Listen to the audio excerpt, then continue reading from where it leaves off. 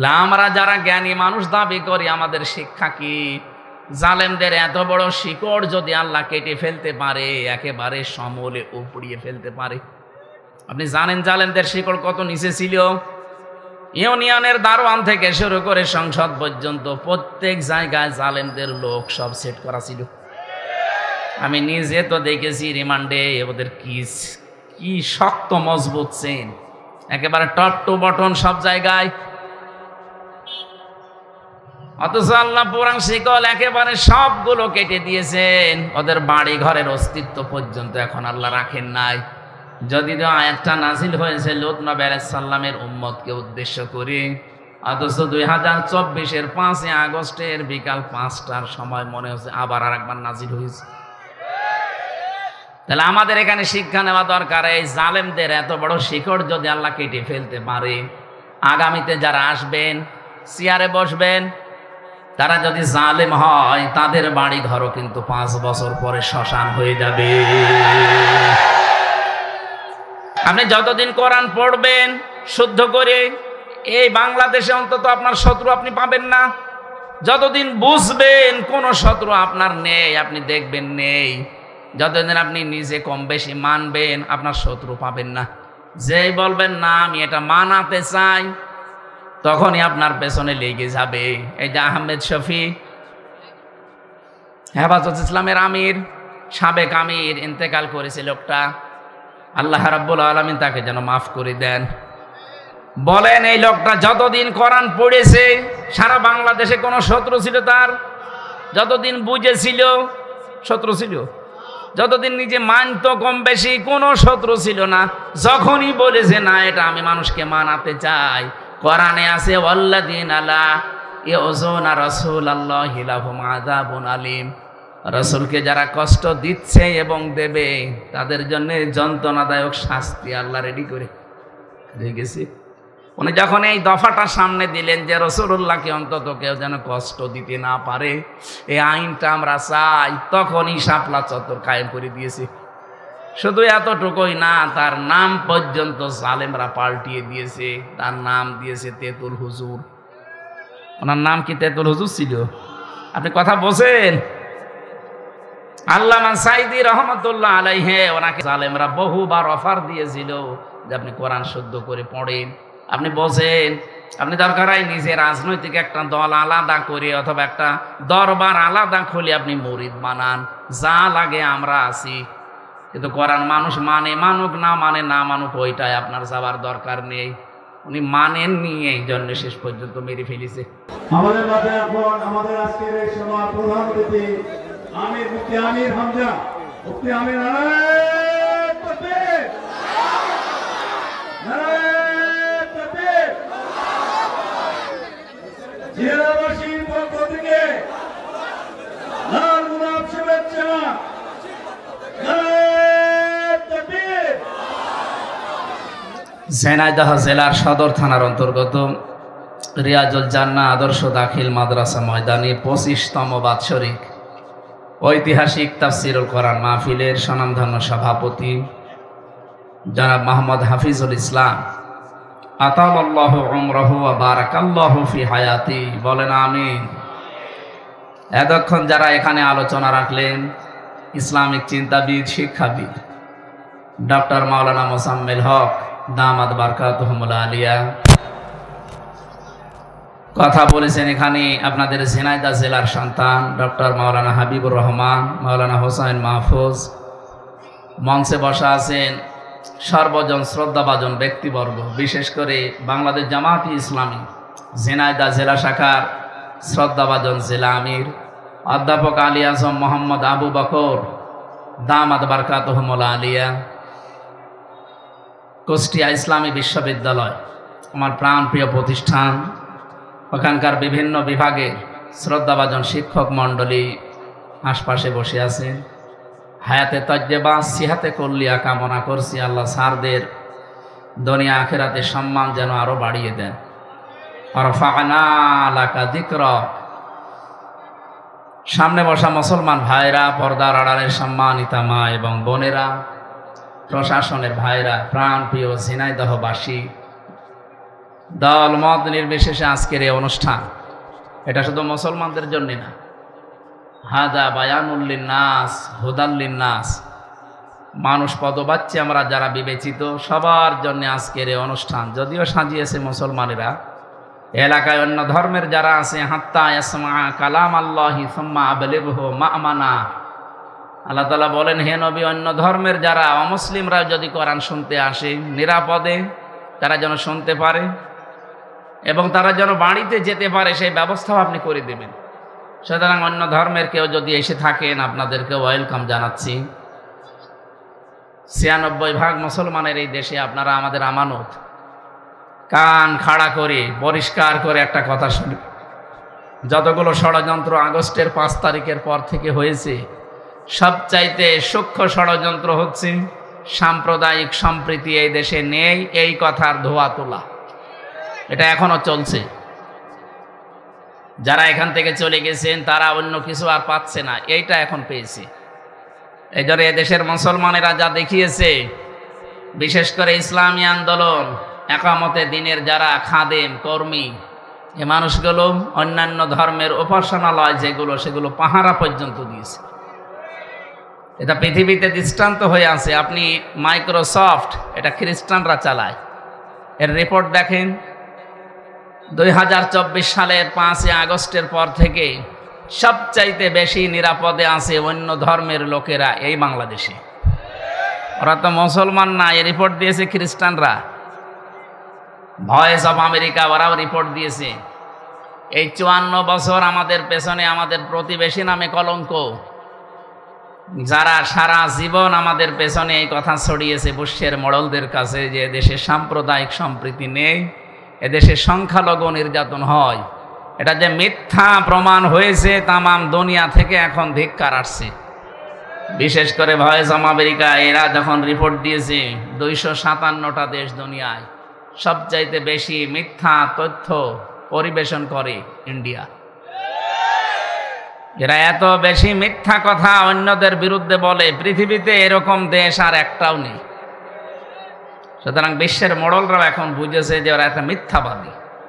সবাই না, উগ্রপন্থী যারা আছে, জঙ্গি যারা, সন্ত্রাসী যারা, আল্লাহর ঘর বাবরি মসজিদ যারা ভেঙে ফেলেছে, এই মানুষগুলোর তারা মিথ্যা কথা ছড়ায়। এই যে সাংবাদিক নামে কিছু কলঙ্ক আছে, ওদের অনুসারী, মলম, হকার, ওর নাম যেন কি ময়ূখ, এরকম বহু মানুষ আছে।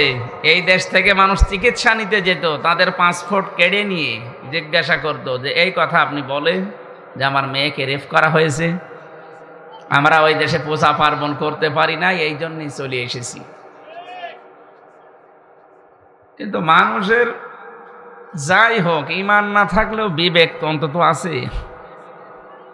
পঞ্চগড় থেকে এবং মাগুরা থেকে ২ জন মহিলা গিয়েছিল কিছুদিন আগে। এই হকার নামে কলঙ্ক সাংবাদিক এরকম একজন পাসপোর্ট কেড়ে নিয়ে জিজ্ঞাসা করছে যে আপনি মিডিয়ার সামনে বলেন যে আপনার মেয়েকে রেপ করা হয়েছে, আপনার দেশে টিকতে পারেননি, এই জন্য চলে এসেছেন। মেয়েটা পুরা উল্টিয়ে গেছে, কি বলেন আপনি? আমি এসেছি আমার মেয়ের হাতের চিকিৎসা করার জন্য। আর সবচাইতে বেশি আমরা নিরাপদে আছি বাংলাদেশে আগস্টের ৫ তারিখের পর থেকে। পুরা উল্টিয়ে গেছে। এই জন্য তামাম দুনিয়া এখন জানে যে ওরা মিথ্যাবাদী। আমি যে কান খাড়া করার জন্য বলছিলাম এই কথাটা বলার জন্য যে আপনি একটা মুসলমানের মাথায় যদি বাড়ি দেন আপনার একটা গুনাহ হবে, আর অন্য ধর্মের কারো মাথায় বাড়ি দিলে আপনার ডবল গুনাহ হবে। একটা জুলুমের গুনাহ আর একটা আমানতের খেয়ানতের গুনাহ। এই জন্য এই কাজ যেন কেউ না করি। সামনে বিশৃঙ্খলা তৈরি করার জন্য ওরা যতগুলো পদক্ষেপ নিয়েছিল তার ভেতরে এটাও একটা, এটা এখনো চলমান চলছে, এটা সফল হবে না ইনশাআল্লাহ। কথা বলেন না কেন? জালেম যদি চেয়ার পায় প্রথমেই ২টা কাছে হাত দেয়। ইন্নাল মুলুকা ইযা দাখালু ক্বরিয়াতান আফসাদুহা ওয়া জাআলু আইজ্জাতা আহলিহা আযিল্লাহ ইলা আখিরি আয়াত। সূরা নমলের ৩৪ নম্বর আয়াতের ভেতরে আল্লাহ জানিয়েছেন জালেম যদি কোনো জায়গায় চেয়ার পায়, ক্ষমতা পায়, পাওয়ার পেয়ে যায়, প্রথম নাম্বারে সে জমিনে বিশৃঙ্খলা তৈরি করার চেষ্টা চালায়। বিশেষ করে ১৫.৫ বছরের যেটা সবচাইতে বেশি হয়েছে। দেখবেন হঠাৎ একটা বিশৃঙ্খলা নিজেরা তৈরি করে দিয়েছে। জনগণ যদি ওদিকে একটু মন দেয়, চোখ দেয়, দেখবেন বাম দিকে আবার আরেকটা তৈরি হয়ে গেছে। এদিকে তাকাবেন, দেখবেন পেছনে আরেকটা চলছে, পেছনে তাকাবেন ঘুরে সামনে আরেকটা আরম্ভ করে দিয়েছে। এই 15.5 বছরে প্রায় 53টার উপরে বড় বড় বিশৃঙ্খলা তৈরি করেছে ওরা নিজেরাই। এটা জালেমদের প্রথম কাজ। মানুষকে এই সমস্ত বিষয়ে লিপ্ত রেখে ওরা নিজেদের স্বার্থ সিদ্ধি করতে চায়, যেটা 15.5 বছরে করেছিল। যেভাবেই হোক চেয়ারে বসে থাকা লাগবে, কিন্তু শেষ পর্যন্ত আর পারে নাই। স্যার বলছিল না যে আল্লাহ আবাবিল পাঠিয়েছিল? আসলেও 5 তারিখে হঠাৎ করে এত মানুষ আসলো কোত্থেকে? এর ভেতরে মনে হয় ফেরেশতা ছিল। ফেরেশতা যে ছিল এটা কি আমরা বানিয়ে বলছি নাকি? আল্লাহ রাব্বুল আলামিন বলেন, হাত্তা ইযা ফারিহু বিমা উতু আখাযনাহুম বাগতাতান ফাইযা হুম মুবলিসুন। সূরা আনআম 7 নম্বর পারার 12 নম্বর পৃষ্ঠার 2 নম্বর লাইনে 44 নম্বর আয়াতের শেষের দিকে আছে। রাব্বুল আলামিন বলেন, যখন ওরা আমার দানকৃত নিয়ামত পাওয়ার পর, ক্ষমতা একটা নিয়ামত, ক্ষমতা কি?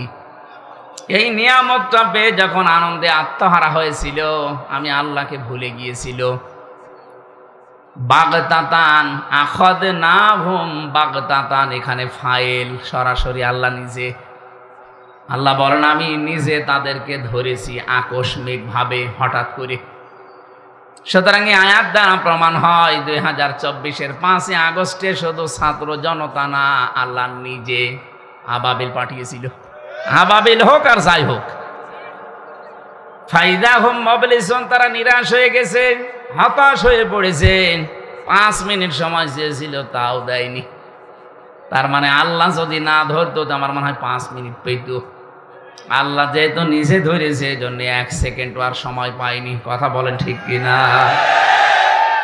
এ পর্যন্ত আল্লাহ শেষ করে দেননি। আল্লাহর পরের শব্দেই জানিয়েছেন, পরের আয়াতে, ফাকতিআ দাবিরুল কওমিল্লাযীনা যালামু, জালেমদের যে শিকড় এটা কেটে ফেলা হয়ে গেছে। কতিয়া এটা মজুর, এর কর্তা জানা নেই, ফাইলকে নেই। আমি আয়াতটা বাংলাদেশের 64 জেলাতেই মিলিয়ে দেখেছি, বিশেষ করে ঝিনাইদহ তো আরো বেশি। সূরা নমলে আয়াতের ব্যাখ্যা করা আছে 52 নম্বর আয়াতে, ফাতিলকা বুয়ুতুহুম খাবিয়াতাম বিমা যালামু। আল্লাহ বলেন, এই সেই ঘরগুলো, মনে হচ্ছে এভাবে আঙ্গুল দিয়ে দেখাচ্ছে যে এই সেই ঘরগুলো, খাবিয়াতান, আমি জনশূন্য করে দিয়েছি, ওজার গৃহ বানিয়ে দিয়েছি, পরিত্যক্ত করে দিয়েছি, বিমা যালামু, এই জালেমদের জুলুমের কারণে। আপনি আয়াতটা বাংলাদেশের সাথে মিলিয়ে দেখেন, জালেমদের যত বাড়ি ঘর সব এখন পরিত্যক্ত। আমার কুষ্টিয়ার হানিফের বাড়ি দেখে আসেন, গণ টয়লেট হয়ে গেছে। অথচ 5 তারিখের আগেও কি দাপট ছিল ঘরের? আল্লাহ বলেন, কেন করলাম জানো? বিমা যালামু, এদের জুলুমের কারণে। কারণ যেখানে জুলুম করা হয়, অত্যাচার করা হয়, ওই জায়গাটা পর্যন্ত আল্লাহ অভিশপ্ত বানিয়ে দেয়।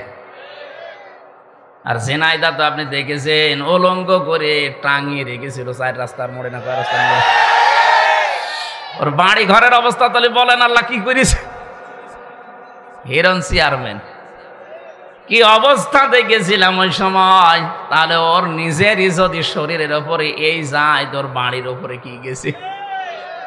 কুষ্টিয়ার হানিফের বাড়ির টয়লেট পর্যন্ত মানুষ, প্যান ছিল, প্যানও খুলে নিয়ে চলে গেছে। এটার বাস্তবতা আছে। আমি 16 সালে একবার হজে যাবার পরে কাবা ঘর তাওয়াফ করে দেখলে উপরে একটু দেখি ঘুরি, হঠাৎ দেখি আমার পেটে ব্যথা। এক পুলিশকে ডাক দিয়ে বললাম, ইয়া আখি তাআল, এদিকে আসেন ভাই। ওর ভাষা দিয়ে আমার জিজ্ঞাসা করছে। আমি বললাম, এখানে আমার পেটে ব্যথা করছে, ফার্মেসি কোথায় একটু বলে দিন। উনি আমার ফার্মেসি না দেখিয়ে বলছে, ইয়া হাজিউল হুজ্জাত আইনা বিলাদুকা, হাজি দেশ কোথায়? যে তুমি বাংলাদেশ। বাংলাদেশ থেকে এসেছি। এবার ওর ভাষা দিয়ে আমারে বোঝাচ্ছে হাসি, আপনি জানেন না এটা কোন জায়গা? না তো, আবু জাহেলের বাড়ি। আপনি এখনো পায়খানা না করে দাঁড়িয়ে আছেন, তাড়াতাড়ি করেন। পায়খানা করে দেখি আমার পেটের ব্যথা ভালো হয়ে গেছে। মানে আল্লাহ যেন আমারে বোঝাতে চায়, হামজা এত কষ্ট করি, এত টাকা খরচ করি, আসলে 6,500 কিলোমিটার দূর, আরো শয়তানের বাড়ি পায়খানা না করে চলে যাবা, তাড়াতাড়ি করো। আমার তো মনে হচ্ছে সারা বাংলাদেশে জালেমদের বাড়িগুলো ঠিক এখন ওই রকম অবস্থা হয়ে গেছে। আপনি আজকেও সকালের পত্রিকা দেখেছেন, ঢাকার ওই বাড়িটা এত আবেগের জায়গা, অনেকের সোমা খেত যে, অথচ সে বাড়িটা এখন দেখেন গণ টয়লেট। আজকে ছবি দেখলাম 4-5 জন করে দেখলাম, এদিকে এদিকে এদিকে, মনে হচ্ছে যে জামাতবদ্ধ টয়লেট চলছে। এটা আল্লাহ এমনি করেনি, জালেমদের জুলুমের কারণে করেছে। কথা বলেন না কেন? বলেন তো এখানে শিক্ষাটা কি? এ পর্যন্ত ছিল জালেমদের, এর পরেরটা আমাদের জন্য। সূরা নমল 52 নম্বর আয়াতের শেষের দিকে পাবেন, ইন্না ফি যালিকা লায়াতাল লিকাউমিন ইয়ালামুন। এখানে মাঝখানের লামে তাকিদ আছে, আল্লাহ যেন গ্যারান্টি দিয়ে বলতে চায় অবশ্যই এর ভেতরে শিক্ষা আছে যারা জ্ঞানী তাদের জন্য। তাহলে আমরা যারা জ্ঞানী মানুষ দাবি করি, আমাদের শিক্ষা কি? জালেমদের এত বড় শিকড় যদি আল্লাহ কেটে ফেলতে পারে, একেবারে সমূলে উপড়িয়ে ফেলতে পারে। আপনি জানেন জালেমদের শিকড় কত নিচে ছিল? ইউনিয়নের দারোয়ান থেকে শুরু করে সংসদ পর্যন্ত প্রত্যেক জায়গায় জালেমদের লোক সব সেট করা ছিল। আমি নিজে তো দেখেছি রিমান্ডে ওদের কি শক্ত মজবুত চেন, একেবারে টপ টু বটন সব জায়গায়। অথচ আল্লাহ পুরান শিকল একেবারে সবগুলো কেটে দিয়েছেন, ওদের বাড়ি ঘরের অস্তিত্ব পর্যন্ত এখন আল্লাহ রাখেন নাই। যদি তো আয়াতটা নাজিল হয়েছে লূত নবী আলাইহিস সালামের উম্মতকে উদ্দেশ্য করে, অথচ 2024-এর 5 আগস্টের বিকাল 5টার সময় মনে হচ্ছে আবার আরেকবার নাজিল হয়েছে। তাহলে আমাদের এখানে শিক্ষা নেওয়া দরকার, এই জালেমদের এত বড় শিকড় যদি আল্লাহ কেটে ফেলতে পারে, আগামীতে যারা আসবেন চেয়ারে বসবেন, তারা যদি জালেম হয়, তাদের বাড়ি ঘরও কিন্তু 5 বছর পরে শ্মশান হয়ে যাবে। আশা করছি শিক্ষা নেবেন, নাকি এ পর্যন্ত শেষ? বলেন। এই জন্য ওরা যে চেষ্টা চালাচ্ছে সব মাঠে মারা যাচ্ছে, একটাও সফল হচ্ছে না। আর আপার কথা মতো কিছু মানুষ আমরা দেখতে পাই, এরা উস্কানিতে পা দিয়ে এখনো পর্যন্ত বিশৃঙ্খলা চেষ্টা চালাচ্ছে। সাবধান থাকবেন, বিশৃঙ্খলা তৈরি করে আপনি পার পাবেন না। দেখেন না গোপালগঞ্জের মানুষের অবস্থা, পেছনে পিটিয়ে বাদরের মতো লাল করে দিয়েছে। ওই কয়েকদিন সন্তান গোপালগঞ্জ থেকে ঢাকায় কেউ গেলে, বসে গেলে 300 টাকা, দাঁড়িয়ে গেলে 1000 টাকা। কি পিটানো পিটিয়েছিল! আপনি এখন উস্কানিতে পা দেবেন? যারা এগুলো করেন তারা যদি একবার 4 দেওয়ালের মাঝে চলে আসেন না, বাপ বলারও সময় পাবেন না। এই যে বিশ্বজিৎকে যারা উস্কানিতে পা দিয়ে হত্যা করেছিলেন, ওই শাওন আমার সাথে ছিল, 3 বছর জেলে ছিল। মাঝে মাঝে আমাদের ফাঁসির কন্ডেম ছেলে আমার কাছে এসে বলতো, ভাই ভুল করেছি। ছেলেটা আমারে বারবার বলছিল যে কিসের জামাত ইসলাম, কিসের শিবির, আমি তো মুসলমানই না। আপনার যদি বিশ্বাস না হয় আমার জিনিসপত্র দেখেন। তারপরও আমরা মানি নাই, ওরে একেবারে জায়গায় কুপিয়ে শেষ করে ফেললাম। কিন্তু কি হইল, আমার মা বাবা এখন আমার পরিচয় দেয় না। আমি ফাঁসির আসামি ছিলাম, এখন আমি যাবজ্জীবতে এসেছি। এখন আমার 30 বছর জেল খাটা লাগবে। আমার দলীয় লোক যারা এই উস্কানি দিয়েছিল, যাদের কথা মতো কাজ করলাম, তারাও এখন আর পরিচয় দেয় না। আমার এই যে জেলখানায় টাকাও আর আসে না। আর আপনারা যারা জেলে গেছেন জানেন, বাইরে থেকে যদি টাকা পয়সা না যায়, ওখানে যা খাবার দেয় ওইটা খেয়ে টিকে থাকা কঠিন। কথা বুঝতেছেন? এই জন্য উনি আমারে বলছিল, বাইরে যদি যেতে পারেন, আপনারা তো বাইরে যাবেন, যদি যেতে পারেন তো এই মানুষকে সতর্ক করে দিয়েন যে আমার মতো কেউ যেন ভুল না করে। এরকম উস্কানিতে পা দিয়ে যদি আমার মতো একবার 4 দেওয়ালের মাঝে আটকা পড়ে যায়, ওর দুনিয়াও শেষ, আখেরাতও শেষ। কোনো বাবা তখন আর কুল দেবে না।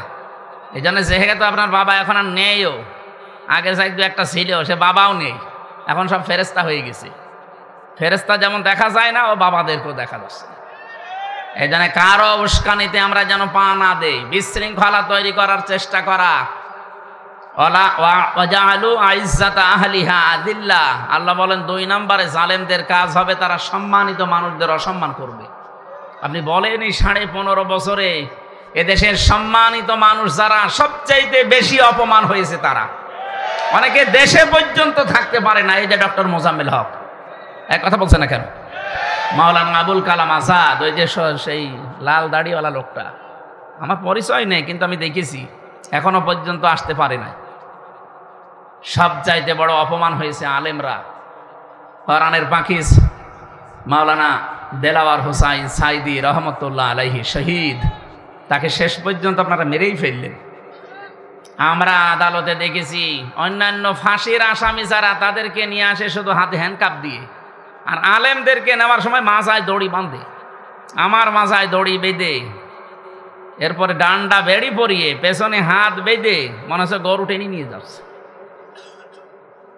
এই জালেমরা ওই আদালত চত্বরে টিপ্পনি কাটতো যে ঠিক হচ্ছে। এখন আপনাদের নিয়ে যাচ্ছে এই যে দরবেশ সালমান এফ রহমান। আমি বহুবার দেখেছি আদালতে হাজিরা দিতে গিয়ে ও ম্যাজিস্ট্রেটের সাথে কানে কানে কি বলছে দুইজন, আমি কয়েকবার দেখেছি। একে কি এখন আপনাকে ওই ম্যাজিস্ট্রেটই তো শাস্তি দিচ্ছে, কোরআনটা আল্লাহ উল্টিয়ে দিয়েছে। এখন আপনারা বলতেন যে কেমন লাগে দেখেন হুজুর, কেমন লাগে দেখেন। আমরাও এখন বলি দেখেন কেমন লাগে। এই যে গমচোর একটা ছিল, গমচোর ট্রাক, তারে 4 তলায় নিয়ে গেছে, 2 তলায় তোলার কথা ছিল, 4 তলায় নিয়ে গেছে। এই জন্য পুলিশকে গরম দিচ্ছে, এত ইতরামি করো আমার সাথে। আরে ভাই কেবল শুরু, আপনি 2 তলায় বলে 4 তলায় নিচ্ছে, তাই আপনি গরম দেন। আর আমারে আপনি 10 তলায় তুলেছিলেন হাঁটিয়ে, তাও বিনা কারণে। আপনার তো তাও নামে গমচোরের মামলা আছে, আমার নামে তো কিছুই ছিল না। জোর করে মামলা দিয়ে আপনি আটক করিয়ে তারপরেও 10 তলায় তুলতেন, নামাতেন। যা করেছেন 15.5 বছরে, এর 100 ভাগের 1 ভাগও এখনো হয়নি। এই জন্য জালেম যারা, তাদের কর্মসূচি 4টা, এই 2টা এই আয়াতের ভেতরে আল্লাহ দিয়েছেন, আর 2টা আছে সূরা বাকারার ভেতরে। আমরা এটা উদ্দেশ্য না, আমার উদ্দেশ্য সামনে যদি কোনো মানুষ আমাদের এই দেশের চেয়ার পায়, তারা যেন এইরকম কাজগুলো না করে। আর আমরা যেহেতু এসেছি কোরআনে কারিমের অনুষ্ঠানে, এটা দল মত নির্বিশেষে সবার জন্যে। সবার জন্যে না? বলেন বলেন।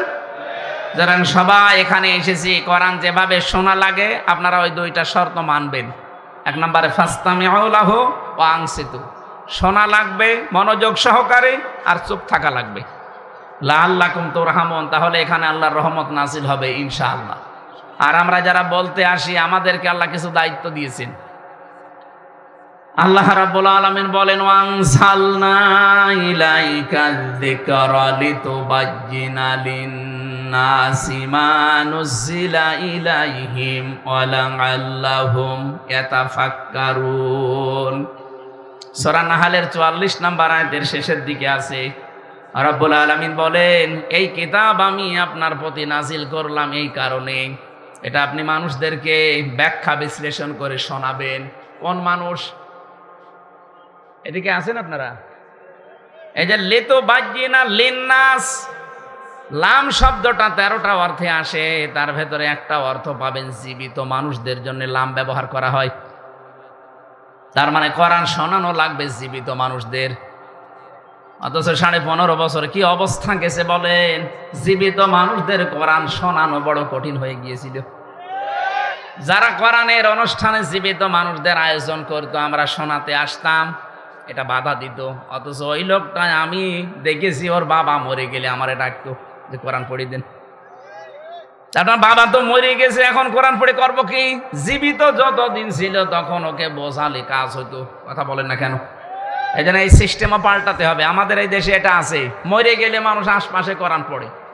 আরে ভাই, ওর জীবন যদি কোরআনের ওপরে না চলে, মরে গেলে পড়লে ওর শাস্তি আরো বাড়বে।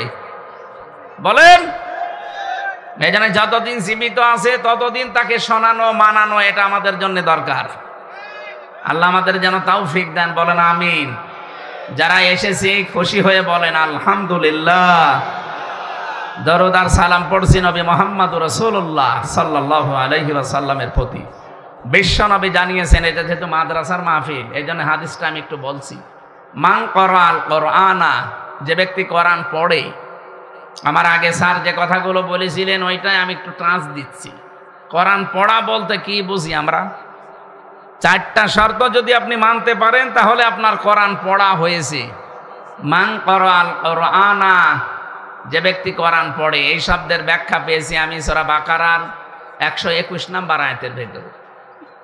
আল্লাহ রাব্বুল আলামিন বলেন, আল্লাযীনা আতাইনাহুমুল কিতাবা ইয়াতলুনাহু হাক্কা তিলাওয়াতি উলাইকা ইউমিনুনা বি। যাদেরকে আমি কিতাব দিয়েছি তারা এই কিতাবকে হক আদায় করে তেলাওয়াত করে। তাফসিরে ফি জিলালিল কোরআন সাইয়্যিদ কুতুব রাহমাতুল্লাহ আলাইহি উনি হাক্কা তিলাওয়াতের ব্যাখ্যায় দিয়েছেন চারটা বিষয়। যদি কেউ চারটা বিষয় সামনে রেখে পড়তে পারে সে যেন কোরআন হক আদায় করে পড়ে, আর সেই কোরআনে বিশ্বাসী। এখানে যারা আমরা আছি দেখেন তো আমাদের হয় কিনা? 1 নম্বরে পড়া লাগবে শুদ্ধ করে, আর এই জন্যই মাদ্রাসা। কি কথা বলে না কেন? মাদ্রাসাটা দিয়েছে তো কোরআন শুদ্ধ করে পড়ার জন্যে। তার মানে 1 নম্বর শর্ত এখান থেকে পাওয়া যাচ্ছে। 2 নম্বরে শর্ত হচ্ছে শুধু শুদ্ধ করে পড়লে হবে না, এটা বুঝতে হবে। আর এইটা সিস্টেম এখানে আছে, এখানে নেই এটা। হ্যাঁ, কতগুলো মিডিয়ামে পড়াচ্ছে। শুধু আপনি কোরআন এক ভাষায় না কয়েক ভাষায় বুঝতে পারবেন। 3 নম্বরে শুধু বুঝলেই হবে না, এটা মানতে হবে। আর এই ট্রেনিং এখান থেকেই দেওয়া হয়। শুধু মানলেই হবে না, 4 নম্বরে এটা মানুষ যেন মানে, সেই পরিবেশ তৈরি করে দিতে হবে। এই জন্য হাদিসের 2য় শব্দটা মান করাল কোরআনা ফাস্তাজহারাহু, যে ব্যক্তি কোরআন পড়ে আর কোরআনকে ইজহার করার চেষ্টা চালায়। ইজহার মানে, আমি এজহারের যতগুলো অর্থ পেয়েছি, এজহার মানে স্পষ্ট করা, এজহার মানে দাঁড় করানো, এজহার মানে কায়েম করা, এজহার মানে বিজয় করা। এখান থেকে আমার মনে হয় যত সিস্টেম বের হয় তাদেরকে এই শিক্ষায় দেওয়া হয় যে কোরআনকে পরিবার, সমাজ আর রাষ্ট্রে দাঁড় করাতে হবে। এক কথা বলেন না কেন? আপনি যতদিন কোরআন পড়বেন শুদ্ধ করে, এই বাংলাদেশে অন্তত আপনার শত্রু আপনি পাবেন না। যতদিন বুঝবেন কোন শত্রু আপনার নেই, আপনি দেখবেন নেই, যতদিন আপনি নিজে কম বেশি মানবেন আপনার শত্রু পাবেন না। যেই বলবেন না আমি এটা মানাতে চাই, তখনই আপনার পেছনে লেগে যাবে। এই যে আহমেদ শফি, হেফাজত ইসলামের আমির, সাবেক আমির, ইন্তেকাল করেছে লোকটা। আল্লাহ রাব্বুল আলামিন তাকে যেন মাফ করে দেন। বলেন এই লোকটা যতদিন কোরআন পড়েছে সারা বাংলাদেশে কোনো শত্রু ছিল তার? যতদিন বুঝেছিল শত্রু ছিল, যতদিন নিজে মানত কম বেশি কোনো শত্রু ছিল না। যখনই বলেছে না এটা আমি মানুষকে মানাতে চাই, কোরআনে আছে ওয়াল্লাযীনা লা ইউযুনা রাসূলাল্লাহি লাহুম আযাবুন আলীম, রাসূলকে যারা কষ্ট দিচ্ছে এবং দেবে তাদের জন্য যন্ত্রণাদায়ক শাস্তি আল্লাহ রেডি করে রেখেছে। উনি যখন এই দফাটা সামনে দিলেন যে রাসূলুল্লাহকে অন্তত কেউ যেন কষ্ট দিতে না পারে, এই আইনটা আমরা চাই, তখনই শাপলা চত্বর কায়েম করে দিয়েছে। শুধু এতটুকুই না, তার নাম পর্যন্ত জালেমরা পাল্টিয়ে দিয়েছে। তার নাম দিয়েছে তেতুল হুজুর। ওনার নাম কি তেতুল হুজুর ছিল? আপনি কথা বলছেন? আল্লামা সাইদি রহমতুল্লাহ আলাইহি ওনাকে জেল করে জালেমরা বহুবার অফার দিয়েছিল যে আপনি কোরআন শুদ্ধ করে পড়েন। আপনি বোঝেন, আপনি দরকার হয় নিজে রাজনৈতিক একটা দল আলাদা করে অথবা একটা দরবার আলাদা খুলে আপনি মুরিদ বানান, যা লাগে আমরা আছি। কিন্তু কোরআন মানুষ মানে, মানুক না মানে না মানুক, ওইটাই আপনার যাবার দরকার নেই। উনি মানেননি, এই জন্য শেষ পর্যন্ত মেরে ফেলেছে। তাহলে এখান থেকে বুঝলাম কি, কোরআন শুধু পড়লেই হচ্ছে না, এটাকে ইজহার করার চেষ্টা চালাতে হবে। পৃথিবীতে নবী রাসূলদেরকে আল্লাহ পাঠানোর যে উদ্দেশ্য, বিশেষ করে আমাদের নবীকে, ওয়াল্লাযী আরসালা রাসূলাহু বিল হুদা ওয়া দীনিল হক লিইয়ুযহিরাহু আলাদ দীনি কুল্লি ওয়া কাফা বিল্লাহি শাহিদা। এরকম 3 জায়গায় আল্লাহ একই আয়াত দিয়ে জানাতে চেয়েছেন তিনি সে আল্লাহ যিনি তার রাসূলকে সত্য দিন বিধান এই দুনিয়ায় দিয়ে পাঠিয়েছেন। একটাই উদ্দেশ্য, লিইজহিরাহু আলাদ্দীনি কুল্লি, তিনি যেন ইজহার করে। এই যে ইজহার শব্দের ব্যাখ্যায় আমি ইবনে ফিজিলালিল কোরআনে পেয়েছি, মুফাসসির লিখেছেন এখানে ইজহার মানে আল্লাহ বিজয়ী করে দেখাতে চায়। যেহেতু আল্লাহ নিজে চাচ্ছেন তিনি বিজয়ী করতে, ওরা যতই চাক যে না এটা আমরা বিজয়ী হতে দেব না, আল্লাহর সিদ্ধান্তের বাইরে আপনি পারবেন।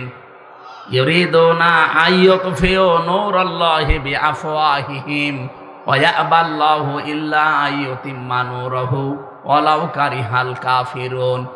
ওরা চায় মুখের ফু দিয়ে আল্লাহর এই বাণীকে লিভিয়ে দেবে।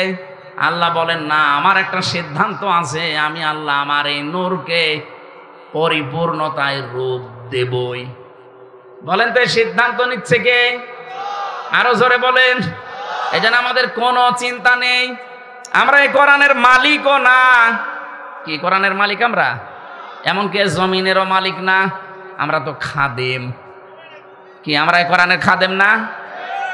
আমরা চেষ্টা করে যাচ্ছি এই কোরআনে কারিমকে তার জায়গা মতো পৌঁছিয়ে দেওয়ার চেষ্টা করতে করতে জীবনের শেষ দিন পর্যন্ত চালাবো। হলে ভালো, না হলে আমাদের কোনো লস নেই, কারণ আমাদের জন্য নির্ধারিত বেতন আছে। আরো আসতে বলেন। এই জমিনটা যদি আজকের মাহফিলের যিনি সভাপতি হাফিজুর রহমান, উনি যদি বলে জমিনটা আমার, 5 জন মানুষকে আমি নিলাম কামলা হিসাবে, আপনারা আমার এই জমিতে ধান লাগাবেন বিকাল 5টা পর্যন্ত, এরপর আপনাদের বেতন দিয়ে দেব। বিকাল 5টা পর্যন্ত আমরা লাগাতে আছি, মাত্র আর 10 মিনিট বাকি আছে বিকাল 5টা বাজতে। হঠাৎ দেখি 4-5 জন মস্তান এসে বলছে ধান তুলে ফেলা লাগবে। কি আমরা যারা এখানে অন্তত খাদেমের দায়িত্বে আছি, লেবার আছি, কামলা আছি, এই কাজ আমরা করতে দেব? কথা বলেন না কেন? ওরা যদি তুলতেও চায় বলবো না ভাই আর 5-10 মিনিট আছে, 10 মিনিট পরে মালিক আমাদের বেতন দিয়ে দেবে, এরপরে আপনারা তুলবেন, দরকার আপনাদের সাথে আমরাও তুলবো। কারণ এই জমিনও আমাদের না, এই ধানও আমাদের না। কথা বলেন ঠিক কিনা? কিন্তু বিকাল 5টা আগে আমরা তুলতে দেব না। আপনি যত বড় মস্তান হন, যদি বেশি ঝামেলা করেন, দরকারে হাতাহাতি হবে, মারামারি হবে, দরকারে মেরে ফেলা লাগে মেরে ফেলবো। এই কথা বলছে না কেন? কারণ আমার বেতন না হলে আমি বাড়ি যাব কি নিয়ে?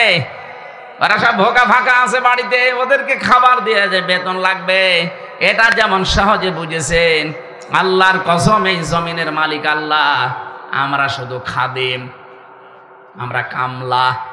চেষ্টা চালিয়ে যাচ্ছি এটাকে তার জায়গা মতো পৌঁছিয়ে দেওয়ার জন্য বিভিন্ন কায়দায়। যদি হয় ভালো, বিকাল 5টা মানে জীবনের শেষ দিন, জীবনের শেষ দিন পর্যন্ত চেষ্টা চালাবো। এর আগে যদি কেউ এটা কায়েমে বাধা দেয়, এটা পড়ায় বাধা দেয়, এটা বোঝায় বাধা দেয়, তাহলে হয়তো হাতাহাতি হবে, তার সাথে কথা কাটাকাটি হবে, মারামারি হবে, দরকার মেরে ফেলতে হলে মেরেও ফেলবো।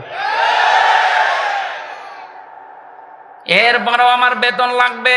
বেতন পাবো কয়টায়? 5টায়। বলেন বলেন।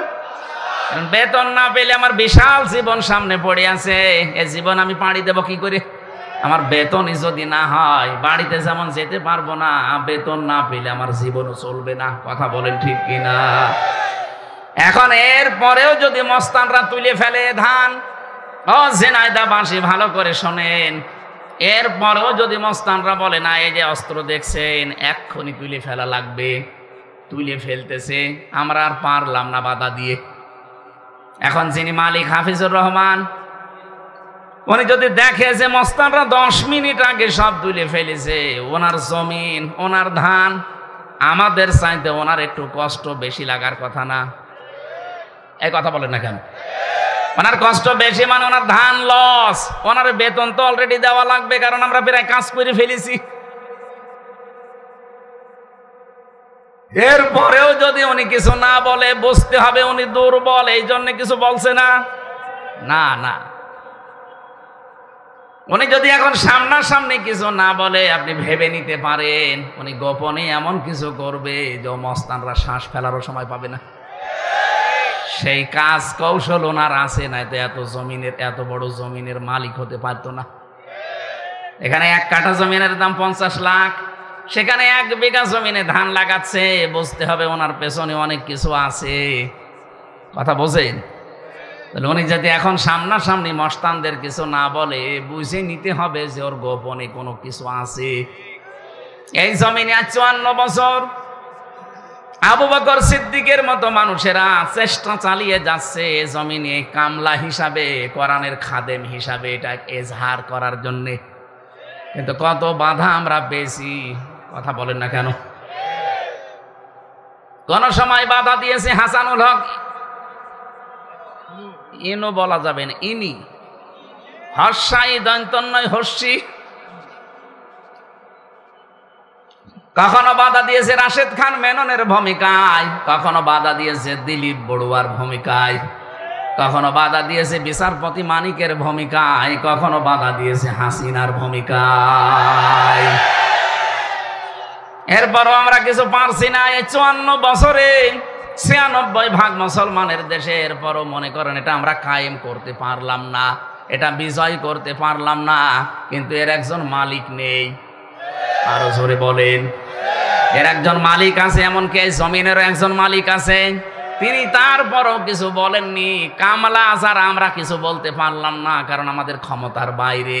এমনকি মালিক যিনি, উনিও কিছু বলছেন না। সামনাসামনি যদি কিছু না বলে আপনি বুঝেই নেবেন যে ওনার গোপনে কোনো উদ্দেশ্য আছে। আর গোপনে যদি একবার ধরে বাপ বলার সময় দেবে না। আমার মনে হয় আল্লাহ এখন ধরেছে। যত ক্ষতি করেছেন আপনারা, কি দোষ ছিল এই দেশের আলেমদের, একামতে দিনের কর্মীদের, কি উদ্দেশ্য তাদের? বারবার তারা তো 54 বছরই বলছে যে আমাদের ক্ষমতা উদ্দেশ্য না, আমাদের উদ্দেশ্য এটা প্রতিষ্ঠার মাধ্যমে আখিরাতে মুক্তি পাওয়া। হ্যাঁ, এর বাইরে যদি কারো উদ্দেশ্য থাকে চেয়ারের, তাহলে তার পেছনে থাকা জায়েজ নেই। আপনার উদ্দেশ্য থাকা লাগবে, এইটা আমি জমিনে কায়েম করব, এজহার করে দেখাবো কি করে বিজয় করা যায়। এর জন্য যত রকমের রাস্তা আছে, বৈধ পন্থায় সব রাস্তা আপনি অবলম্বন করেন। এরপরও বারবার স্বীকার করে নিচ্ছি, এটা বোঝাতে চাই মালিক কিন্তু একজন আছে। উনি বিকাল 5টায় আসবে, বিকাল 5টায় আসবে। এসে যদি দেখে ধান সব তুলে ফেলেছে মাস্তানরা, এত বাধা দিয়েছে কামলারা, কামলাদেরকেও মারধর করেছে। এখন সারা দেশে আমরা দেখতে পাচ্ছি অনেকেই কামলাদেরকে ধরে ধরে মারছে। শৈলকোপায় আজকে মেরেছে, কুষ্টিয়াতে মিরপুরে মেরেছে। কি উদ্দেশ্য আপনি মারেন বলেন তো? আপনার উদ্দেশ্য অন্যটা, কামলাদের উদ্দেশ্য তো কামলারা জানে যে জমির মালিকও সে না, এ ধানের মালিকও সে না, সে শুধু বেতন পাওয়ার ধান্দায় আছে। এ কথা বলেন না কেন? সে শুধু বেতনের ধান্দায় আছে, বেতন পেলে তার আর কিছু লাগবে না। আর বেতন তো এখন দেবে না, মালিক দেবে বিকাল 5টায়, মানে জীবনের শেষ দিন। ওয়াবুদ রাব্বাকা হাত্তা ইয়াতিয়াকাল ইয়াকিন। সূরা হিজরের 99 নম্বর আয়াতে আল্লাহ জানিয়েছেন ইবাদত করবে রবের ওই দিন পর্যন্ত যতদিন ইয়াকিন না আসে। এখানে ইয়াকিন মানে মরণ, তার মানে মরণ। আর মরণের আগ পর্যন্ত আমাদেরকে এর সাথে এজহার করার জন্য থাকা লাগবে। এইটাই ছিল আল্লাহর উদ্দেশ্য রাসূলকে পাঠানোর, যে যত ধর্ম আছে, যত দিন আছে, এখন পৃথিবীতে প্রায় 4,500 উপরে ধর্ম চলছে। সব ধর্মের উপরে আমরা চাই এই পৃথিবীতে আল্লাহর কোরআনকে আমরা এজহার করতে। কথা বলেন ঠিক কিনা? এটা বিজয় করা লাগবে। কেন? এর পরের শব্দগুলোতে নবীজি ব্যাখ্যা দিচ্ছেন, ফাহাল্লা হালালাহু ওয়া হাররামা হারামাহু আদখালাহুল্লাহুল জান্নাহ। যদি এটা কায়েম হয়ে যায়, এজহার হয়, বিজয় থাকে, তাহলে হালালকে হালাল মানতে পারবা, হারামকে হারাম জানার পরে ছেড়ে দিতে পারবা। ও বাংলার মুসলমানেরা, 54 বছর কোরআন এই দেশে এজহার নেই, বিজয় নেই। এই জন্য আমরা হালালকে হালাল জানার পরও মানতে পারি না। এরকম ক্ষেত্র দেশে নেই। এক কথা বলেন না কেন? হারামকে হারাম জানার পরও আমরা ছেড়ে দিতে পারি না। এই জন্যই তো আজ আমরা উঠে পড়ে লেগেছি যে এটাকে এজহার করব, আমরা এটাকে বিজয় করব, যেন হালালকে হালাল জেনে মানা যায়, হারামকে হারাম জেনে ছেড়ে দেওয়া যায়। কথা বলেন। নবীজির শেষ কথা ছিল আদখালাহুল্লাহুল জান্নাহ। নবীজি বলেন তোমাকে আল্লাহ যেন জান্নাতে দিয়ে দিয়েছে। আদখালা এটা মাজি, আদখালা ইদখিলু। আল্লাহ কেন নবীজি এই কথা দিলেন যে তোকে আল্লাহ জান্নাত দিয়ে দিয়েছে? আরে ভাই আমি তো এখনো মরি নাই, জান্নাতে গেলাম কি করে? তার মানে কোরআনে কারীম যদি ওই 4টা শর্ত মেনে আমরা এদেশে, উনি তো হাত তুলতে বলছিলেন, স্যার যাই বলেছে কারা কোরআন শিখতে চান পড়তে চান সবাই হাত তুললেন, তাহলে এই 4টা শর্ত মেনে আপনাকে কোরআন পড়া লাগবে। আর কোরআনকে বিজয় করার জন্য সর্বাত্মক চেষ্টা চালাবেন জীবনের শেষ দিন পর্যন্ত। তাহলে হালালকে হালাল জেনে আপনি মরতে পারবেন, হারামকে হারাম জেনে ছেড়ে দিতে পারবেন। তখন আপনি মনে করবেন এই দেশটায় যেন মিনি জান্নাত হয়ে গেছে। আমিরে জামাত ডক্টর শফিকুর রহমান হাফিজাহুল্লাহ ঘোষণা অলরেডি দিয়েছেন, এদেশে যদি কোরআনের এই বিধান আমরা কায়েম করতে পারি, প্রথম দিন এই দেশ থেকে সাদাবাজি আমরা ঝাঁটিয়ে বিদায় করব। মানে আন্দাজে বলেন নাই, এই হাদিসের বাস্তব ব্যাখ্যাটা উনি বলেছেন। অনেকে মনে মনে ভয় পায় যে কোরআন এই দেশে যদি চলে আসে, আমরা একটু মাঝে মাঝে ডাল খাই, লাল পানি খাই, একটু বিড়ি খাই, এইটার কি হবে? হবে, এটার কোনো অসুবিধা নেই। আপনি ডাল খেতে পারবেন, লাল পানিও খেতে পারবেন, বিড়িও খেতে পারবেন। কিন্তু এখন এই যে মসজিদ 4 তলা দেখলাম, এই মসজিদে যদি কেউ এশার নামাজ পড়তে গিয়ে মসজিদের ভেতরে যাবার পরে যদি ওর নেশা লাগে যে বাবা খাবে, না নেশা লাগতে পারে, অথবা আপনার বিড়ি খেতে ইচ্ছা হচ্ছে, বলেন তো আপনার 4 দেওয়ালের মাঝে খেতে পারবেন? বলেন। খেতে যদি চান ওখান থেকে বের হয়ে বাইরে খাওয়া লাগবে, কারণ মসজিদের পরিবেশে ডাল খাওয়া নিষেধ। ডাল খাওয়া যাবে, কেউ মেনে নেবে? মসজিদের পরিবেশটা যেহেতু এটা সত্যি, যদি 56,000 বর্গ মাইলে কোরআনের মাত্র 500টা আইন আছে, এগুলো যদি কায়েম হয়ে যায় পুরা বাংলাদেশ হয়ে যাবে এরকম মসজিদ। তখন আপনার ওই ডাল খাওয়া, বাবা খাওয়া, আকিস বিড়ি খাওয়া মনে আসবে না। খেতে চাইলেও আপনি খেতে পারবেন না, পুরা পরিবেশটাই হয়ে যাবে একটা জান্নাতের পরিবেশ। জোরে বলেন সুবহানাল্লাহ। তখন আপনি ভাবতে পারেন যে আমি যেন একটা জান্নাতে আছি। আশাফাআহু ফি আশারাতিন মিন আহলি বাইতিহি কুল্লুহুম ক্বাদ ওয়াজাবাত লাহুন নার। এটা যে হাফেজরা পাগড়ি নিল, এরা যদি সত্যি কোরআনে কারিম বুকে ধারণ করে, আর একে যদি হালাল যা আছে হালালগুলো মেনে নিয়ে হারামগুলোকে ছেড়ে দিতে পারে, ওই পরিবেশ কায়েম করে কিয়ামতের দিন 10 জন মানুষকে সুপারিশ করে সে জান্নাতে নিয়ে যেতে পারবে। আল্লাহ পাক আমাদেরকে হাদিসের এই ফাস্তা সাহারাহু, কোরআনকে বিজয় করার মন মানসিকতা যেন সবার ভেতরে তৈরি করে দেন। বলেন আমিন। আমরা কোরআনে এই কোরআন থেকে মাত্র একটা আয়াত পড়েছি, 6236টা আয়াত আছে, এটা বিশুদ্ধ। 6666টি আয়াত আছে, এটা প্রসিদ্ধ। দুইটাই ঠিক আছে। আমরা মাত্র একটা পড়েছি, সূরা বাকারার 124 নম্বর আয়াত। যদিও এটা জাতির পিতা হযরত ইব্রাহিম আলাইহিস সালাম সম্পর্কে, কিন্তু এটা আমরা যেহেতু ইব্রাহিম নবীর সন্তান, আমরা তার সন্তান না? কথা বলেন না কেন? আমাদের নাম রেখেছেন আমাদের বাবা ইব্রাহিম, আমাদের নাম যে মুসলিম, এ নাম দিয়েছে কে? মিল্লাতা বিকুম ইব্রাহিম হুয়া সাম্মাকুমুল মুসলিমিন। আল্লাহ পাক বলেন তোমাদের জাতির পিতা ইব্রাহিম আমি আল্লাহ জানিয়ে দিলাম, আর তিনি তোমাদের নাম মুসলিম রেখেছেন। এখানে হুয়ার ফাইল দুইটা, তাফসিরে ইবনে কাসিরের ভেতরে 2 জনের নাম আছে। হুয়ার ফাইল হয় আল্লাহ, নয় আমাদের জাতির পিতা যিনি ইব্রাহিম। এখান থেকে শিক্ষা পাওয়া যায়, এই মুফাসসির লিখেছেন বাবা হিসাবে হযরত ইব্রাহিম যেহেতু আমাদের নাম তিনি লিখে দিয়েছেন, এখানে যত বাবা আছেন তাদেরও কিন্তু সন্তানের উপরে কিছু দায়িত্ব, প্রধান দায়িত্ব 4টা, আর সব মিলিয়ে 11টা। এই দায়িত্বগুলো যদি আপনি বাবা, মা, বড় ভাই, গার্জিয়ান দাবি করেন, এই দায়িত্বগুলো পালন করা লাগবে। বিশেষ করে বাবা আর মা, 1 নম্বরে তার নাম রাখা লাগবে অর্থবোধক নাম। এখানে কত বাবা আছেন এমন আধুনিক নাম রাখতেছে, এ নাম রেখেছে ডেঞ্জার। ডেঞ্জার মানে কি? ভয়ঙ্কর। ও বড় যত হয় তত ভয়ঙ্কর হয়। এখানে নাম এমন অর্থবোধক নামবেন, কিয়ামতের দিন যেন আল্লাহ অন্য কিছু যদি নাও পায়, নামের দিকে তাকিয়ে যেন আল্লাহ মাফ করে দেন। হাদিসটা যদিও দুর্বল সনদের দিক থেকে, আমি শিক্ষার জন্য বলছি। কিয়ামতের দিন হাসরের ওই ময়দানে আল্লাহ ডাক দেবেন নাকি মরিয়ম বলে, হাজার হাজার মরিয়ম মহিলা দাঁড়িয়ে যাবে। রব্বুল আলামিন বলেন, না আমি তো এত মরিয়ম চাইনি, আমি ঈসা নবীর মা মরিয়ম আলাইহিস সালামকে চেয়েছি। মরিয়ম নামের মেয়েরা বলবে, রব্বুল আলামিন তুমি তো বলো না যে ঈসা নবীর মা মরিয়ম কোথায়। দুনিয়াতে তোমার আদেশ তো মানি নাই, আজকে যখন ডাক দিয়েছো মনে করলাম যে আমাকেই ডাকতেছো, এই জন্য হাজির হয়ে গেছি।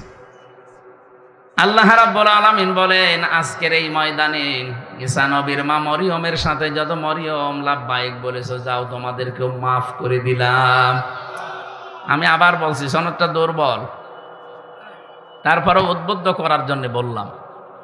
বলেন তো, নাম ও কিয়ামতের ময়দানে কাছে আসবে, এজন্য সন্তানের নাম আপনি এমন অর্থবোধক রাখবেন। সেজন্য কুষ্টিয়ায় সেদিন আমি একটা নাম দেখলাম বড় বাজারে, দোকানে সাইনবোর্ডের উপরে লিখে রেখেছে মেহাদ স্টোর। না, ওনারে বললাম যে ভাই কি এটা, বলছে আমার ছেলের নাম। মেহাদ মানে জানেন আপনি? না, কোরআন শরীফে আমি পেয়েছি বিসাল মেহাদ। আরে ভাই, মেহাদ মানে জাহান্নামের নিকৃষ্ট স্থান। ও নাম কালকেই পাল্টাবো। কোরআন শরীফে আছে বলে আপনি একেবারে মেহাদ রেখে দিলেন। তো কাজীবান রাখে না অনেকে, সাইদি সাহেব বলতো খিনজির রাখে, কোরআন শরীফে আছে না। অর্থবোধক নাম রাখা লাগবে, কারণ নামের প্রভাব মানুষের জীবনে প্রায় অর্ধেক। রবীন্দ্রনাথ ঠাকুরের একটা কবিতা পড়েননি যে এক গাদা সম্পদ থাকার চাইতে একটা অর্থবোধক নাম থাকা অনেক উত্তম। এই জন্য আমি আশা করব আপনারা নাম এমন রাখবেন, পরবর্তীতে যেন এই নামের একটা প্রভাব তার জীবনের ভেতরে পাওয়া যায়। নামের প্রভাব আমি পেয়েছি। রিমান্ডে আমার সবচাইতে বেশি অত্যাচার করেছিল যে অফিসারটা, ওর নাম হচ্ছে আসাদুজ্জামান। আসাদ, আসাদ মানে কি? সিংহের মতো আসতো, চোখ আমার বেঁধে নিত আগে। এরপরে ঘরের ভেতরে মাটির নিচে নিয়ে ওই যে সমস্ত জিনিস দিয়ে নখ তোলে, ওইগুলো নিয়ে এসে চোখ খুলে বলতে, দেখেন আমরা এগুলো দিয়ে পা হাতের নখ তুলি, যে ভোরও তুলে ফেলি। পায়ের নিচে একাধারে 10 মিনিট পিটায়, লোহার মোগর আছে ওইটা দিয়ে পায়ের নিচে একাধারে যদি আপনাকে আধা ঘন্টা পেটানো যায়, আপনি অন্ধকার দেখবেন, চোখে আর দেখতে পাবেন না। কারণ ওদের ট্রেনিং দেওয়া আছে তো, কোন কোন জায়গায় মারলে কি কি বলে। এই লোকটার নামের প্রভাব পেতাম, খারাপ প্রভাব, ভালো প্রভাব পাইনি। আসাদ মানে যেহেতু সিংহ, ওই ইসলামী মাইন্ডের মানুষ পেলেই নাকি ও সিংহের মতো গর্জন দিয়ে উঠত, আজকে আমার রূপ দেখাবো। আমরা এমন এমন নাম রাখবো, পরবর্তীতে এই নামগুলো যেন ইসলামের কাজে লাগে। আসাদটা যদি অন্তত ইসলামের কাজে লাগাতে পারতো, আমার মনে হয় ওর দ্বারা অনেক উপকার হতো, কারণ পুরাটা চালাতো ওই বিভাগটা সে।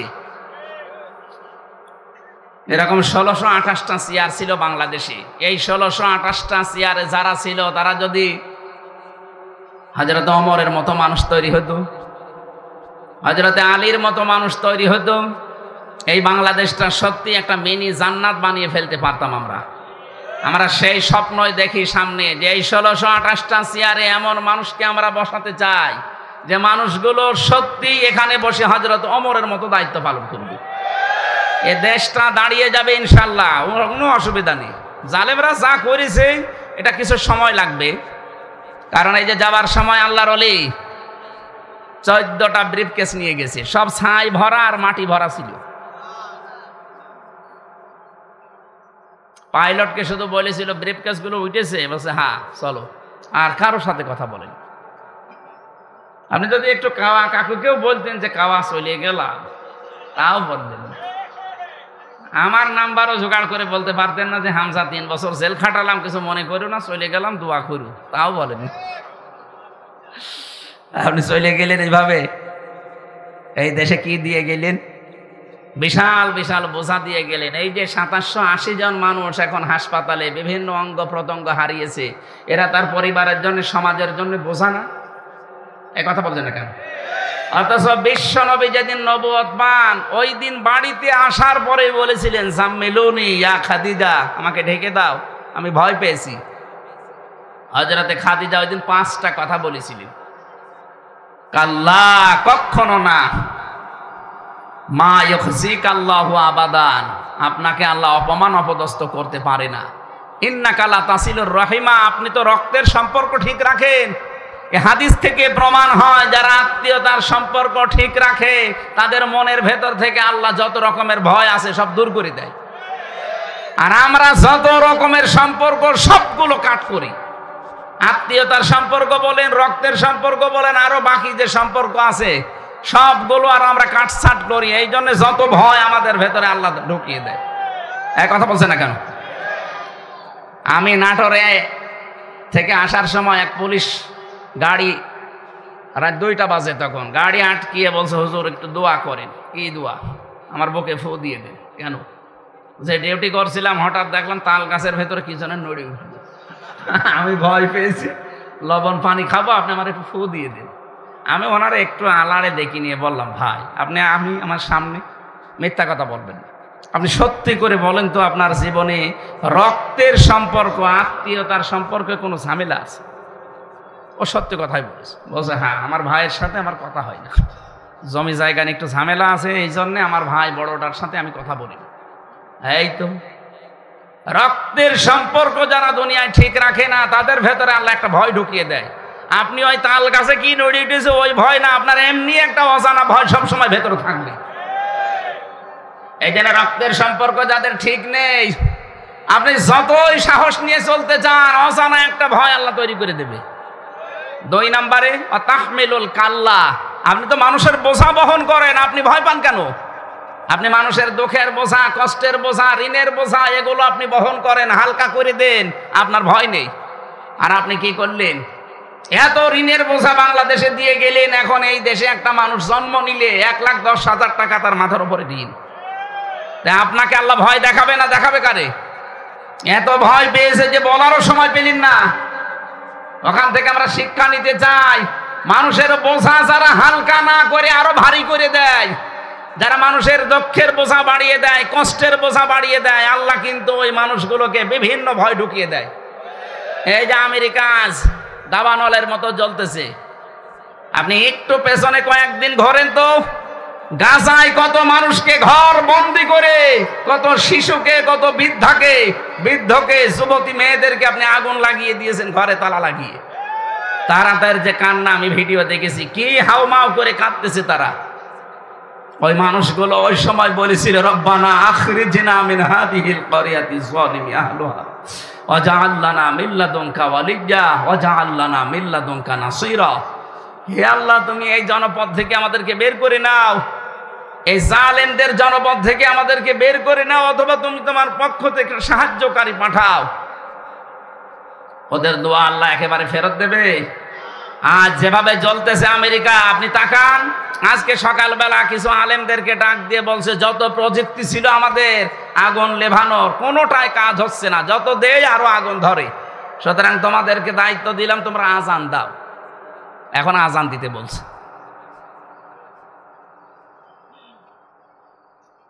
এই জন্য কত রকমের ভয় আল্লাহ এখন ঢুকিয়ে দিয়েছে ওদের ভেতরে, আপনি চিন্তা করেন তো।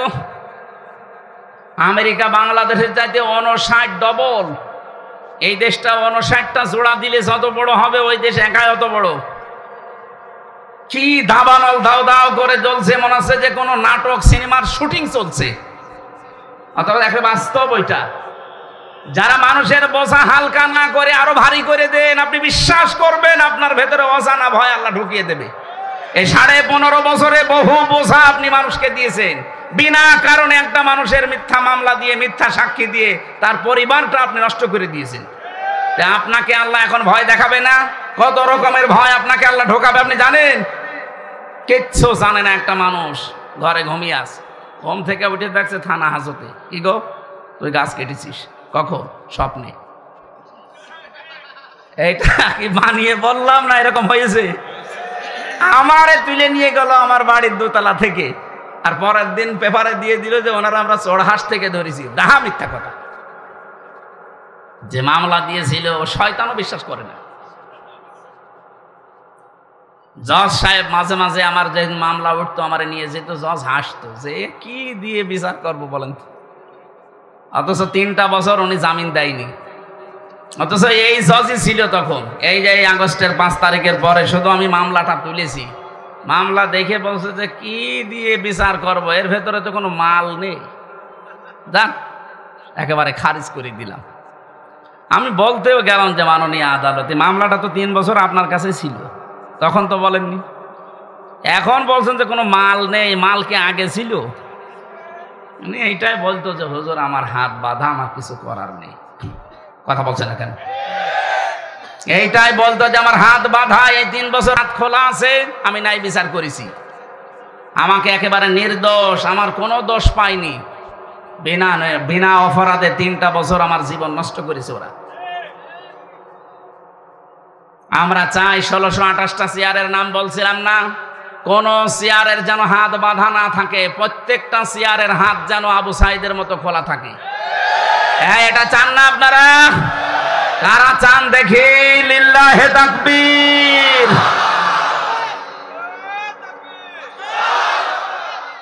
আলহামদুলিল্লাহ। তো এইটার জন্য হাত খুলতে হলে এটা লাগবে, এটা ছাড়া সম্ভব না। যত নিয়ম নীতি নিয়ে আসেন না কেন আবার হাত বাঁধা হয়ে যাবে। এই কথা বলে না কেন? হাত আবু সাইদের মতো খুলে রাখতে হলে এইটা লাগবে।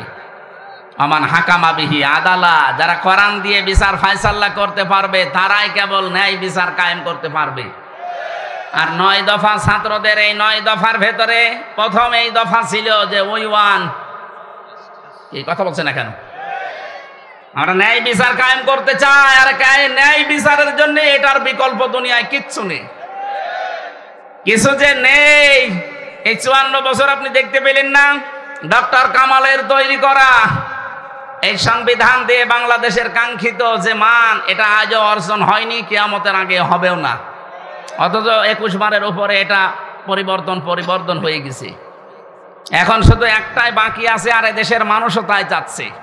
আপনি আগস্টের 5 তারিখের আগের জরিপগুলো দেখেন, আন্তর্জাতিক যত জরিপ আছে, এদেশের মাত্র 100 জনের 15 জন মানুষ চাইতো কোরআনের বিধান বাংলাদেশে কায়েম হোক। তার ভেতরে হয়তো আলী আজম, মোহাম্মদ আবু বকরের মতো মানুষগুলো, এরকম মানুষ আছে এই দেশে 100 জনের মাত্র 15 জন। এনারা চাইতো যে কোরআনের বিধান বাংলাদেশে কায়েম হোক। জানুয়ারির 1 তারিখের রিপোর্টগুলো বের করেন, আন্তর্জাতিক যত সংস্থা এই দেশের মানুষকে রিপোর্ট দিচ্ছে, এই দেশে এই মাত্র 5 মাসে 100 জনের 58 জন মানুষ চাচ্ছে যে কোরআনের বিধান এই দেশে কায়েম হোক। আপনি আর কিছুদিন যেতে দেন, অন্য জাতির লোকেরা পর্যন্ত বলছে না, কাঙ্ক্ষিত মানের শান্তি পেতে হলে আল্লাহর কোরআনের বিকল্প কিচ্ছু নেই। তারা অন্য ধর্মের মানুষ যদি এটা বিশ্বাস করতে পারে, তা আপনার কি হয়েছে? দলমত নির্বিশেষে এদিকে এগিয়ে আসা দরকার না এখন। অন্তত যেহেতু দেখা যাচ্ছে 15 থেকে 58 হয়ে গেছে, আর কিছুদিন যেতে দেন, 100 জন মানুষ চাইবে আল্লাহর কোরআন দেশে কায়েম হোক। আর ওইটা দেখার জন্য চোখ হাঁ করে আছে। সারা জীবনে আমার স্বপ্ন এই, আল্লাহ 56,000 বর্গ মাইলে যেন তোমার কালাম দিয়ে চলছে, এটা দেখে মরতে পারি। বলেন আমিন। আমরা কোরআনে কারিমের হযরত ইব্রাহিম আলাইহিস সালামের জীবনী থেকে আরম্ভ করেছিলাম। উনি নাম রেখেছেন আমাদের সন্তান হিসাবে। নাম কি? মুসলিম। বলেন তো নাম কি? আল্লাহ রাব্বুল আলামিন বলেন, তোমাদের জাতির পিতা ইন্তেকালের আগে তোমাদেরকে ডাক দিয়ে বলেছিলেন, ওয়াসা বিহা ইব্রাহিম বানিহি ওয়া ইয়াকুব ইয়া বানিয়া ইন্নাল্লাহা আসতাফা লাকুমুদ্দিন ফালা তামুতুন্না ইল্লা ওয়া আনতুম মুসলিমুন। হযরত ইব্রাহিম এবং ইয়াকুব এই দুইজন নবী ইন্তেকালের আগে তার সন্তানদেরকে ওসিয়ত করছিলেন যে আমার সন্তানেরা, কলিজার টুকরার সন্তানেরা, অবশ্যই আল্লাহ তোমাদের জন্য মনোনীত করেছেন, নির্ধারিত করেছেন, তোমাদের জন্য পছন্দ করেছেন একটা দিনকে। সেই দিন মানে এই রাতের পরে যে দিন আসবে ওই দিন। বলেন বলেন। তোমাদের জন্য যেই দিন আল্লাহ নির্ধারিত করেছেন সেই দিনের নাম হচ্ছে ইসলাম। নাম কি? ফালা তামুতুন্না, তোমরা মরবা না, ইল্লা ওয়া আনতুম মুসলিমুন, যতক্ষণ মুসলমান হতে না পারো।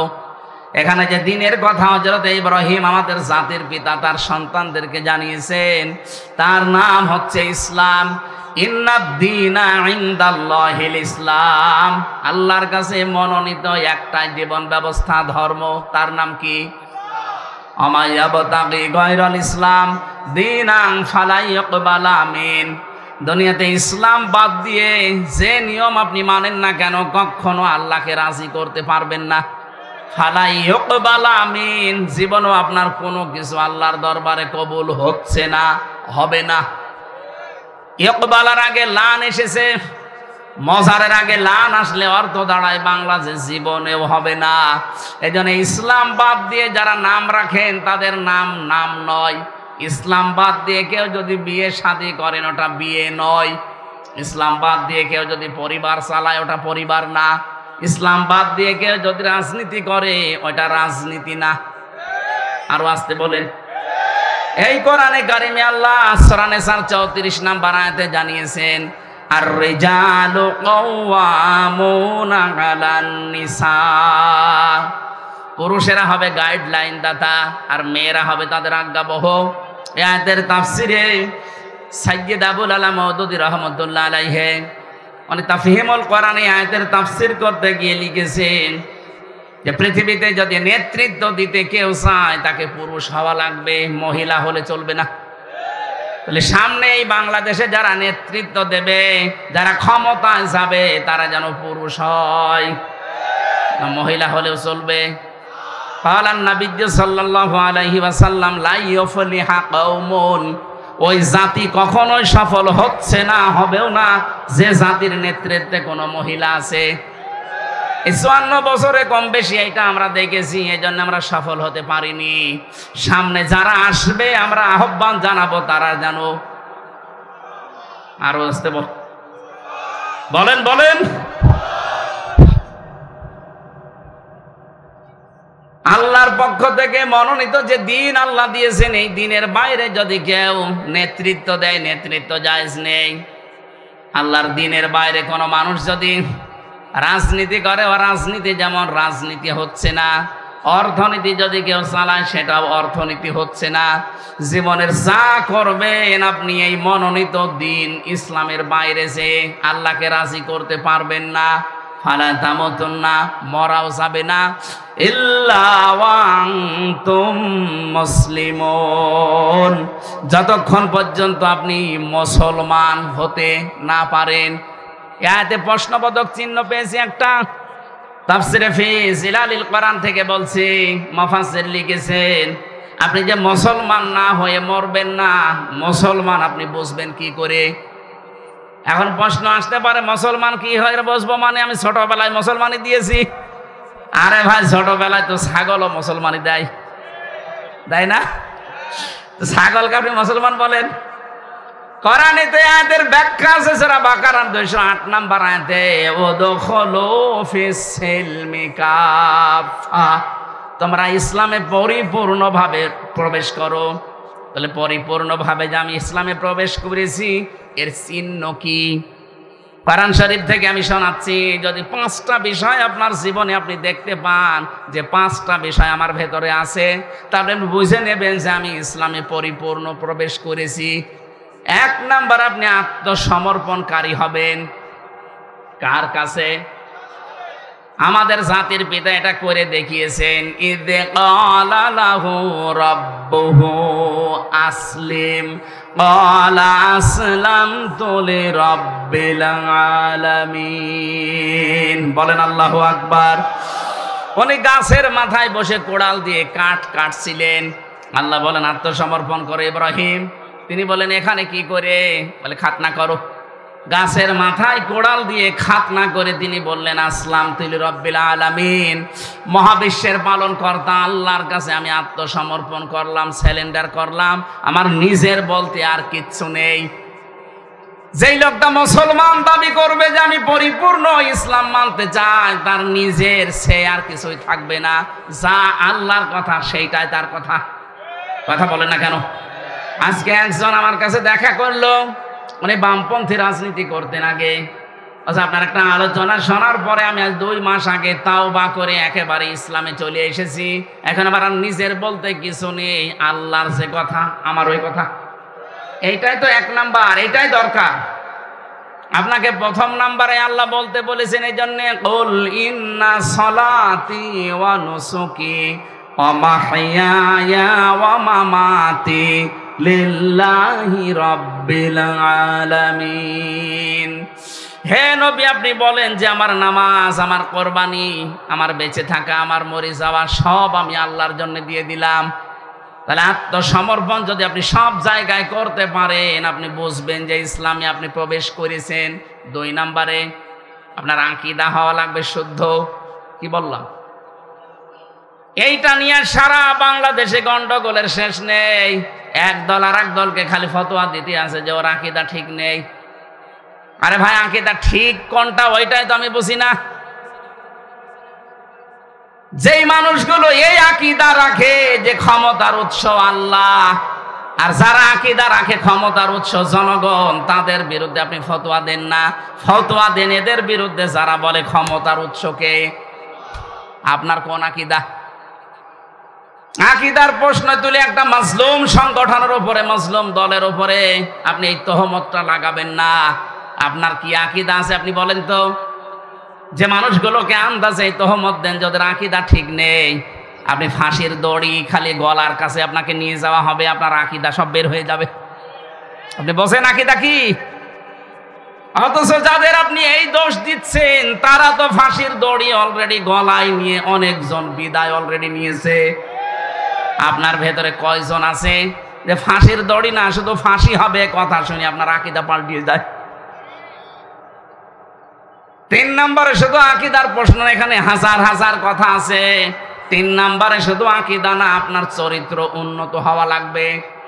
আর চরিত্র যদি নিতেই হয় উন্নত করার জন্য, মুহাম্মাদুর রাসূলুল্লাহ তার থেকে নেওয়া লাগবে।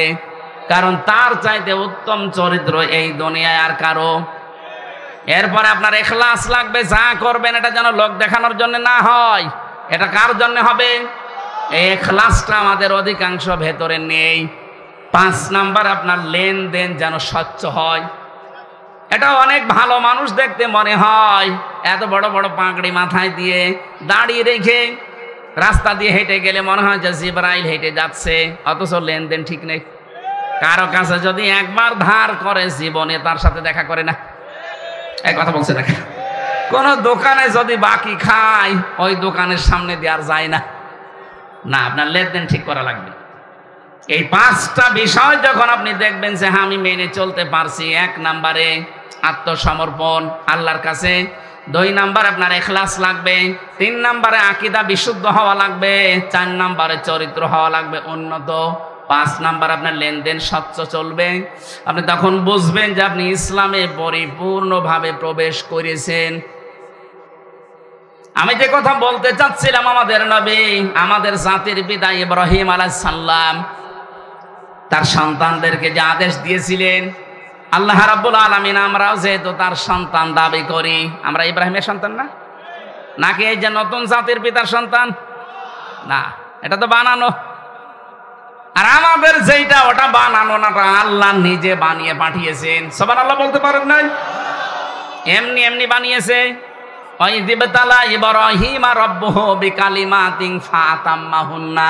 স্মরণ করো ওই সময়ের কথা যখন ইব্রাহিমকে আমি কিছু কালেমার দ্বারা পরীক্ষা করেছিলাম, আর প্রতিটি পরীক্ষায় তোমাদের জাতির পিতা, তোমাদের বাবা ইব্রাহিম পাশ করে গেছে। এখানে আমি 9টা পরীক্ষার কথা পেয়েছি, আর অন্য আয়াতে পেয়েছি 41টা। সব মিলে আমাদের জাতির পিতাকে আল্লাহ 50টা পরীক্ষা করেছিলেন পুরা জীবনে। সুবহানাল্লাহ বলতে পারেন নাই? বলেন তো, বাবাকে যদি আল্লাহ 50টা পরীক্ষা করে, সন্তান হিসাবে আমাদের 2-4টা পরীক্ষা আসবে না? ক্বালা ইন্নী জাইলুকা লিন-নাসি ইমামা। আল্লাহ পাক বলেন, হে ইব্রাহিম, এই পরীক্ষাগুলোতে পাশ করার কারণে আমি তোমাকে মানব জাতির ইমাম বানিয়ে দিলাম। উনি বলেছিলেন ক্বালা ওয়া মিন যুররিয়াতি, হে আল্লাহ, নেতৃত্ব দেওয়া, ইমাম হওয়া, নেতা হওয়া, এটা কি আমি একা নাকি আমার সন্তানাদি যারা আছে তারাও পাবে? এটা আল্লাহ পাক বলেন পাবে, তবে লা ইয়ানালু আহাদিজ জালিমিন। ইয়ানালু মোজারে, বর্তমান, ভবিষ্যৎ, প্রেজেন্ট, ফিউচার। আহাদিজ জালিমিন, জালেমদের প্রতি আমার কোনো অঙ্গীকার নেই। এই আয়াত দিয়ে প্রমাণ হয় জালেমদের জন্য রাজনীতি করার নেতা হওয়া জায়েজ নেই। অথচ এই দেশে যে যত বড় জালেম হয় সে তত বড় নেতা হয়। এখন থেকে আর এটা হবে না ইনশাআল্লাহ। কথা বলেন না কেন? এখন থেকে আর কোন জালেম নেতৃত্বে আসতে পারবে না। ইব্রাহিম নবীকে আল্লাহ 50টা পরীক্ষা করেছিলেন, পুরা কোরআনে আছে ওই 50টা পরীক্ষা। তার ঈমান সম্পর্কে আল্লাহ 10টা পরীক্ষা নিয়েছেন। সূরা আনআমের ভেতরে আছে 69 নম্বর আয়াত থেকে শুরু করে প্রায় 10টা আয়াতে আছে ওই পরীক্ষাগুলো। তার আমল বা কাজ সম্পর্কে আল্লাহ পরীক্ষা নিয়েছেন 30টা। সূরা তাওবা 111 নম্বর 12 নম্বর আয়াতে আছে 10টা। সূরা মুমিনুরের 1 থেকে 11 নম্বর আয়াত পর্যন্ত আছে 10টা। সূরা আহজাবের 35 নম্বর আয়াতে আছে 10টা। এই 30টা, ওদিকে 10, এদিকে 30, 40। আর তার নিজের ঠিকটাই পাশ করে গেছেন। আমরা তার সন্তান হিসাবে এরকম পরীক্ষাগুলো যদি সামনে আসে আমরাও পাশ করার চেষ্টা চালাবো ইনশাআল্লাহ। আমি আর আগাতে পারছি না, কালকের মাহফিলটা অনেক দূরে, চট্টগ্রাম, দিনের বেলা তো এই জন্য এখনই যাওয়া লাগবে, 12টা বেজে যাচ্ছে। আগামীতে আসলে আমি আরো ব্যাখ্যা করে কথা বলবো ইনশাআল্লাহ। আল্লাহুম্মা আমিন। লা ইলাহা ইল্লা আনতা সুবহানাকা ইন্নী কুনতু মিনাজ জালিমিন। আল্লাহুম্মা গফিরলি ওয়ারহামনি ওয়াহদিনি ওয়াআফিনি ওয়ারযুকনি ইয়া রাব্বাল আলামিন। আল্লাহ তাআলা, কোরআনে কারীম শোনার জন্য আমরা যারা চাতক পাখির মতো বসেছিলাম, আমরা যেভাবে আরম্ভ করেছিলাম, এখনো কয়েক ঘন্টা আমরা কথা বললে কেউ চলে যেত না, কিন্তু চারিদিক থেকে তাকিয়ে আমি শেষ করে দিয়েছি। যতটুকুই বুঝলাম আমাদের জীবনে তুমি আমল করার তৌফিক দাও। সওয়াব যদি দিয়েই থাকো আল্লাহ, কোটি কোটি গুণে বাড়িয়ে দাও। কিয়ামতের যিনি সুপারিশ করবে আমাদের জন্য নবীর রওজায় পৌঁছিয়ে দাও।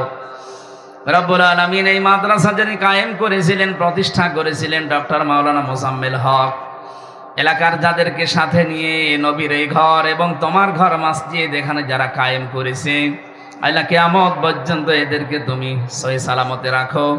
যারা ইন্তেকাল করেছে মাফ করে দাও, যারা জীবিত আছে আল্লাহ তুমি হামে ও নাসির হয়ে যাও। এ মাহফিলের সম্মানিত সভাপতি তোমার বান্দা জনাব হাফিজুর রহমানকে কবুল করো।